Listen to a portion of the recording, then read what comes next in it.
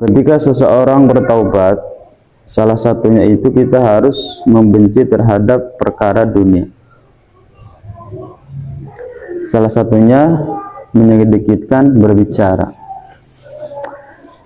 Jadi sebenarnya orang yang sedikit berbicara itu lebih selamat, karena banyaknya permusuhan, banyaknya perdebatan, banyaknya cekcok itu disebabkan oleh mulut. Makanya ketika kita berbicara itu sebenarnya berpikir terlebih dahulu sebelum mengucapkan sesuatu yang keluar dari mulut kita. Jadi jangan kita ngomong dulu kemudian baru mikir.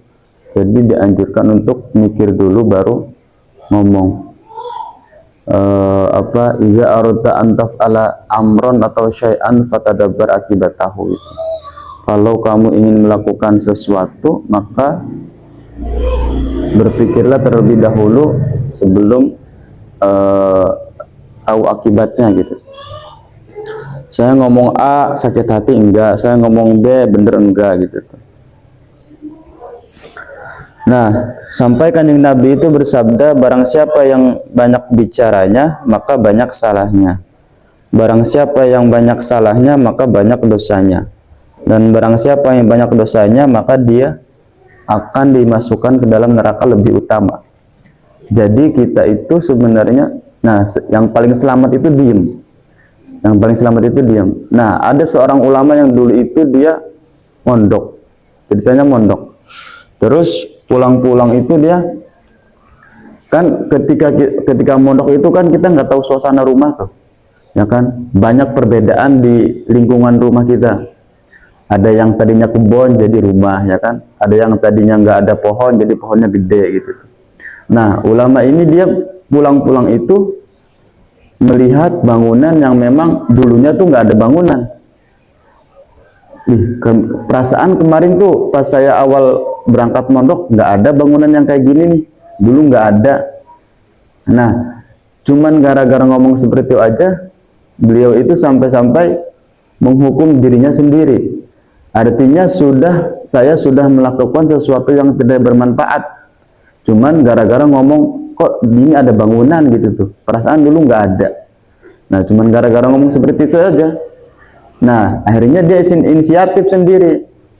Saya sudah berbicara sesuatu yang tidak bermanfaat. Maka saya akan menghukum diri saya sendiri. Caranya dengan berpuasa selama 1 bulan penuh gitu tuh. Cuman gara-gara ngomong seperti itu. Makanya orang yang banyak berbicara itu sebenarnya ya banyak berbicara itu nanti banyak salahnya. Karena nggak tahu, kecuali kalau misalkan kitanya punya rem gitu tuh. Nah, jadi masalah. Nah, di sini ada yang mengatakan syair bahwasanya ghadan tuwfiya an-nufusu maka sabat.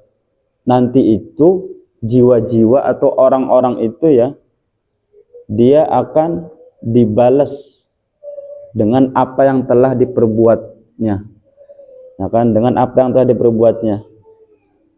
Kalau misalkan kita menanam itu sesuatu yang baik, ya, wayah sudu, dan dia menanam mazara'u apa yang dia tanam. Nah, in ahsanu li anfusim, kalau misalkan baik maka nanti dapatnya juga baik, kan gitu. Tapi kalau misalkan dia buruk, maka yang dia perbuat atau yang dia balas nanti buruk. Artinya seperti ini, kita itu di sini lagi numpang kan. Sama halnya ketika dari rumah ke pondok. Nah, dari rumah ke pondok tuh di sini lagi numpang. Nah, pulangnya itu nanti kan ujung-ujungnya nanti ke rumah kita sendiri. Nah, pesantren itu sebenarnya kalau secara diibaratkan itu lagi di dunia. Kita kan asalnya dari surga, asalnya itu dari surga. Nah, di dunia ini kita lagi numpang. Nah, orang yang numpang tuh kita harus bisa jaga segala anggota badan kita kan. Artinya ketika melakukan sesuatu kita bisa membedakan antara yang baik dengan yang buruk. Kalau misalkan kita nanamnya yang baik-baik, maka nanti yang kita panen pun akan menjadi baik itu. Begitupun sebaliknya.